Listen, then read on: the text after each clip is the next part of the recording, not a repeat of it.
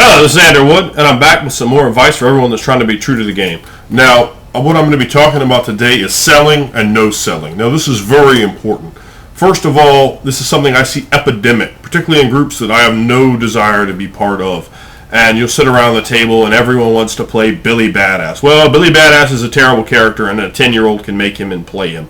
He doesn't do anything to contribute. He just sits around and tries to look at everyone else and demean their accomplishments, demean their roles, demean what they do by just shrugging off everything. Anyone can do this. I'm going to bet every single person watching this video has seen this character over and over again from many different players. It's an absolutely terrible character.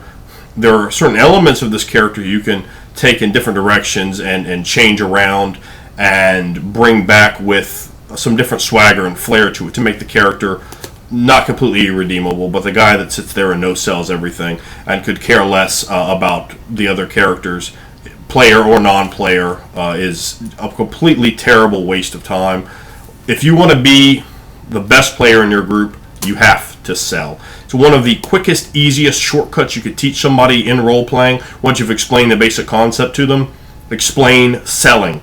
Now, what selling means is I'm going to take all your character's cool factor. I'm going to observe your character and size him up. I'm going to get you to describe your character, and then from your interactions, I'm going to ask you a few probing questions in and out of character, and I'm going to find out what is cool about your character, the things that you wanted to get over with this character that are the reason you made him, because you have those high ranks of a craft skill, or you're really good with automobiles, you're really a great driver, you're great at riding horses, you're have a really interesting fighting style, you use pole arms in a bizarre way, and you sweep people around, and I'll engage you in conversation I'll engage you in conversation in character and highlight your aspects, giving you some more spotlight time. And that spotlight time really is something that's very important, and it's all the more so when another character is pushing you right into it, another player is pushing you into it instead of trying to grab that spotlight for themselves. And other people really appreciate when you have this style. And then once you've illustrated that in game, the players that aren't selling for you, that aren't highlighting you, that aren't taking your cool bits and putting those over, you can wait a little bit and then see if they'll come around. It's always better to have that sort of mentality. Makes it more rewarding to see them actually learning and growing and coming around that way. And if they don't, you can out a character, say, hey, I'm putting your stuff over. This is the stuff of mine that's cool. You need to reciprocate. And when you start having that, you start building that, the fun level goes up dramatically of the game. The immersion level goes up dramatically. The game becomes more realistic, and it takes a lot of pressure off the game master. The game master should not be the one having to highlight everyone's character constantly. The player should take some of that and some of all the responsibility off the game master. And when you have players that want to take it to that level, you're going to have a game that's better. You're going to have a game that's more realistic and more fun, and it sizzles more when the players are adding to it, adding to the descriptions, when it's not just the game master having to shoulder all the burden. You lighten that load and you make the game more fun for your game master, particularly when you're selling for his NPCs. He has tremendously scary monsters out there.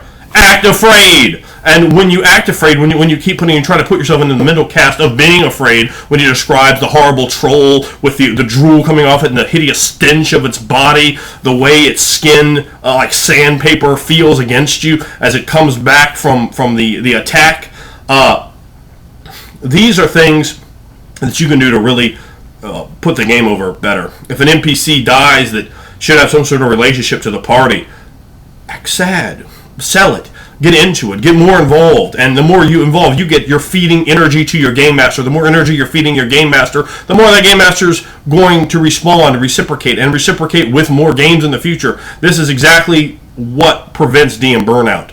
Giving your game master energy and selling for their NPCs, selling for the other PCs, helps make it a more harmonious situation. Everyone's going to enjoy themselves better. Your game master's going to want to keep running the game. And that's the only way that anyone ever wins a game of role-playing. The game master comes back, runs the game again, that you're enjoying, you contribute to it, you make yourself welcome at the next game. People say, oh, that's the guy that I want to bring in. That's always my attempt when I'm playing in a game. I want to be, if we were like playing kickball, that sort of example, I want to be the number one pick for any game master. When they have a new idea, they go, oh, I want Andrew on my team. And one of the ways you do that by ingratiating yourself is through selling. Now, another aspect of selling is bringing things back. something happened a year ago in the game. Take notes. I bring a notebook to every game. Every character has a notebook, and I write things down. I write dates down. I write ideas, names, all this stuff down, and then I reference back. Oh, wait a minute. Lord Anthony died a year ago. Well, I need to bring that up. And when I have a player doing things like that, man, that really pops me. That really gets me going, and it really feeds me so I can continue just bringing the hammer down on scenes and really making that scintillating. And when the players are adding to that, it makes the work so much easier as a game master. And I'm generally the guy that runs the games, but I love to play too. And when people bring that level, that's respect, both for players and game masters. And having that sort of attitude is very important. And again, I see this so often when I'm playing with people, particularly outside of my standard players. And this is something I'm very passionate about and will discuss out of character in both positive and negative factions with people, because it's something I absolutely don't tolerate, because it ruins my level of fun when people are going to minimize, they aren't going to put over your cool effects. Watch how many times you've been in a game where some fighter has just been brutally beaten in combat. He's had, say, 1, 2, 10 hit points, and he has 100. And he gets up, he stands around, walking around like nothing's happened to him. He's not selling the fact that he has huge gashes in him and he's bleeding everywhere. And then the cleric comes up and starts healing him. Well, the cleric has no-sold himself by not really putting over the force. And we describe that, how the healing spell feels, and it should feel different depending on what your god is and what his portfolio is and how he's granting you that magic and what sort of cleric you are. And you describe that to the player as you're casting your spell, and you really make him have that appreciation to get into character. Think about how great a healing spell would feel. Just imagine that if somebody had almost hacked your arm off and someone else comes over. This isn't what we have for medicine. This is magical energy taking your skin and refusing it together, refusing the muscle and the broken bones and popping it out, and it feels glorious and wonderful. And you're going to sit there and go, okay. And how many times have you seen people actually sit down and offer praise to your God, say prayers to your God, throw coins to the priest, try to make a sacrifice on their next village, buy a pig or a goat or a duck and sacrifice it to that God who has just given him 80 hit points, 10 hit points, whatever it is, when it means something, where you are a character on the very edge of death to be brought back. That's a tremendous thing, particularly in an age where you have such a little medicine in a fantasy setting. That character that receives that should just be selling like crazy, and he should be so positively inclined towards that priest. Another great example of no selling is when you're in a party. Now, an adventuring party in, say, a Dungeons & Dragons game, you are business partners. And if you're adventuring for a while, you're probably going to be each other's best friends as well.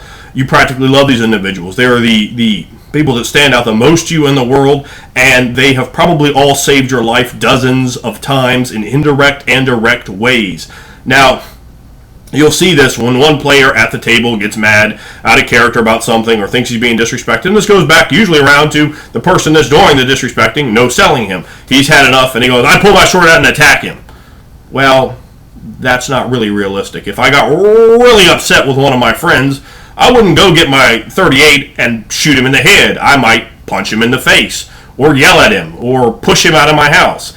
These are really extreme examples. Now, the example in games that people go way from 0 to 60, just like that, I attack him, I try to kill him, because they can't get into that immersion. There's someone no selling, they're no selling, they're not really getting into that full level of character, going into that deep depth of playing the character as it should be played, and really looking out through the eyes of the person that you're playing. And that's what role-playing is all about. And the more you sell, the more you're going to get into that, and you're going to have a group where you have people that aren't that are putting what you want over, like, wow, look at that, I can't believe you made this Warhammer, look how wonderful it is. If your character has great craft skill, you can compliment on that, or watching him wood carve at the camp, you can get more role-playing opportunities, to look for those role-playing opportunities.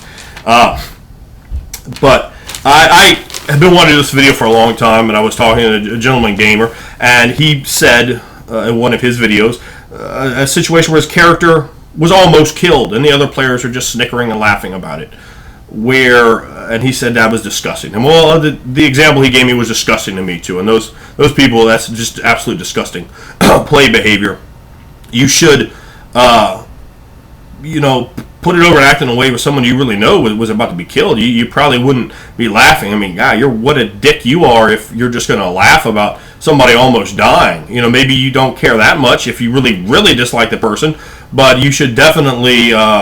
This is sort of thing that raises emotion in people. Very rarely are people so callous to sit around and crack jokes about somebody about to die. So that's really just upsetting, and that's one of the things that I think as a new player you really need to think about selling. Don't be the guy that sits there and says, oh, my character is brooding and won't interact and everything you do doesn't mean anything to me. I've seen everything. I've been everywhere. Don't play Dritz the Warden. A character like that, it's not going to put anything over. He's seen everything. He's done everything.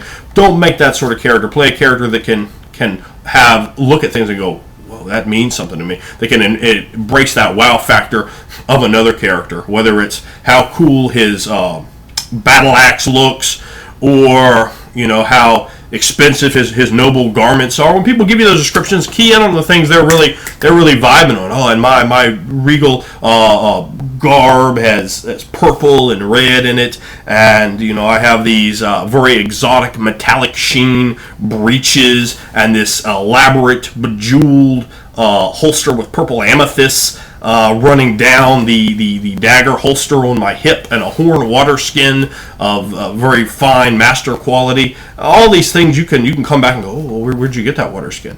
Where'd you get that that dagger? Oh, I really like the way those gems look. And very rarely do you see most players engage to that level. And if you put those details over, you're gonna really make the game master happy. You're really going to make the players happy when you go to that immersive level and you sell and you say, I'm going to figure out what's cool about your character, and I'm going to bring it up in character. And then you by that example, you lead by that example, and you show them, this is better. I would guarantee you, this is a better way to play.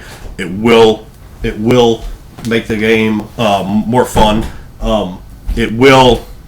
Sorry, my wife just walked in the room. It will.